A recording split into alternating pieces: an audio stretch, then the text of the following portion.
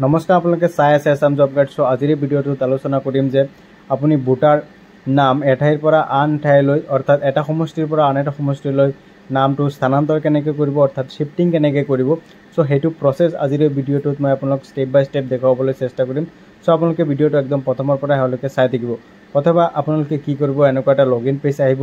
Login পেজটোত আপুনি login কৰিব লাগিব। যদি আপোনাৰ আগতে ৰেজিষ্ট্ৰেশ্যন কৰা আছে তেতিয়া আপুনি লগইন কৰিলে হ'ল, আৰু যদি ৰেজিষ্ট্ৰেশ্যন কৰা নাই তেতিয়াহ'লে আপুনি সাইন আপত গৈ কিনে ৰেজিষ্ট্ৰেশ্যন কৰি পেলাই আপুনি তাৰপিছত লগইন কৰিব।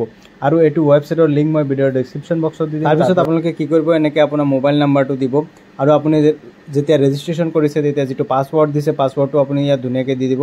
তাৰপিছত তলত দেখা পাইছে আপুনি কেপচাৰ কোডটো আহি আছে, ধুনীয়াকৈ কেপচাৰ কোডটো ধুনীয়াকৈ ফিল কৰিব। আৰু কেপচাৰ কোডটো ফিল কৰাৰ পিছত আপুনি তলত দেখা পাইছে লগইন, তাত ক্লিক কৰিব, আৰু তেতিয়া লগে লগে আপোনাৰ মোবাইলত এটা OTP আহি যাব। ঠিক আছে, সেই ৰেজিষ্টাৰ মোবাইলত এটা OTP আহি যাব। সেই OTPটো আপুনি ধুনীয়াকৈ ফিল কৰিব আৰু ভেৰিফাই এণ্ড লগইনত তাৰপিছত আপুনি লগইন হৈ যাব। আৰু ইয়াত দেখা পাইছে shifting of resident correction of entire existing electoral roll, এইটো অপশ্যনত আপুনি ক্লিক কৰিব।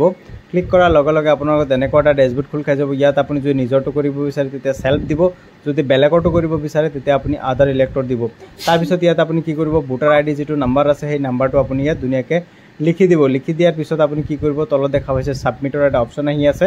ছাবমিটৰ অপশ্যনত আপুনি ক্লিক কৰাৰ লগে লগে ডিটেইলছ আপোনাৰ আগত তেনেকৈ শ্ব' হৈ যাব। তাৰপিছত আপুনি অ'কেত ক্লিক কৰিব।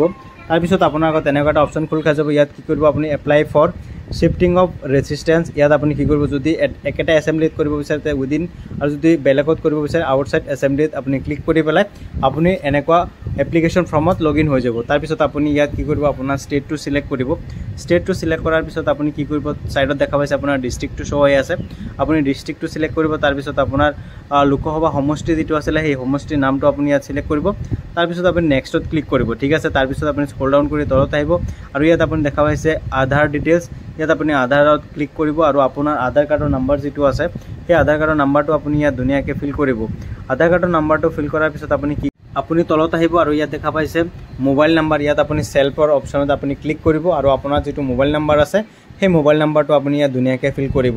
তাৰপিছত আপুনি কি কৰিব, স্ক্ৰল কৰি তলত আহিব, আপুনি তলত অহাৰ পিছত দুটা অপশ্যন দেখা পাব, প্ৰিভিউ আৰু নেক্সট। আপুনি ইয়াত কি কৰিব, নেক্সটত ক্লিক কৰিব। নেক্সটত ক্লিক কৰাৰ পিছত আপোনাৰ ডিটেইলছটো এনেকৈ শ্ব' হৈ যাব। তাৰপিছত আপুনি কি কৰিব, তাৰপিছত ইয়াত আপুনি দেখা পাইছে এপ্লিকেশ্যন ফৰ শিফটিং অফ ৰেচিষ্টেণ্ট, ইয়াত আপুনি য'ত শিফটিং হ'ব বিচাৰে সেই এৰিয়াটোৰ আপুনি ডিটেইলছটো ফিল কৰিব লাগিব। ঠিক আছে, সেইটো ঘৰৰ এড্ৰেছটো আপুনি ফিল কৰিব লাগিব।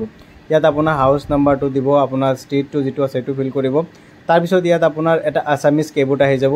সেই আছামিজ কেবৰ্ডত আপুনি কেনেকৈ ফিল কৰিব, ইয়াত আপুনি ছাইডত কেবৰ্ডৰ এটা অপশ্যন দেখা পাইছে, ইয়াত আপুনি ক্লিক কৰি স্পেলিংটো যদি মিষ্টেক হৈ আছে আপুনি স্পেলিংটো ধুনীয়াকৈ শুধৰাই ল'ব। ঠিক আছে, তাৰপিছত আপুনি কি কৰিব, ষ্ট্ৰীট এৰিয়া লোকেলিটিটো আপুনি দিব। তাৰপিছত আপোনাৰ যিটো ভিলেজ আছে ভিলেজৰ নামটো আপুনি ধুনীয়াকৈ লিখিব।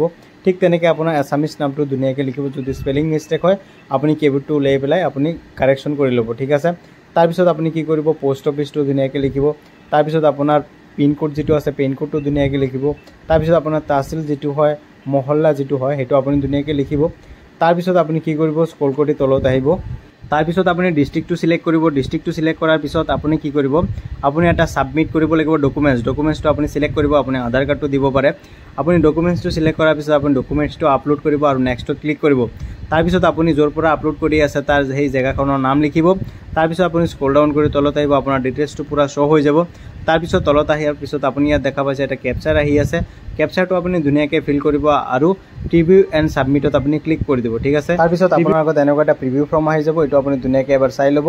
যদি আপোনাৰ কিবা ভুল হয় তেতিয়া কিপ এডিটিঙত অপশ্যনত ক্লিক কৰি আপুনি এডিট কৰি ল'ব। যদি কোনো ধৰণৰ ভুল নাথাকে তেতিয়া আপুনি ছাবমিটত ক্লিক কৰি দিব।